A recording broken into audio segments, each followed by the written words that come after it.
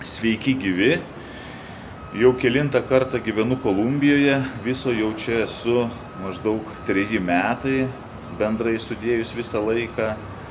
Ir šį kartą vėlgi liksiu maždaug pusmečio, gal net ir ilgesniam laikui. Pradėjau organizuoti keliones į Kolumbiją, po visą Kolumbiją, naujųjų metų vakarėlius, pažintis viengungiams, vienišiams ir taip pat pradėjau kurti TikTok kanalą, į kurį dabar norėčiau visus ir pakviesti ateiti nuo 7 valandos vakaro Lietuvos laiku kiekvieną dieną prisijungsiu.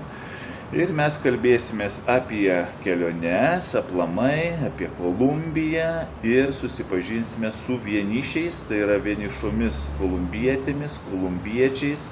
Taip pat prisijungia ir iš kitų šalių žmonės, Brazilijos, Venesuelos ir taip toliau.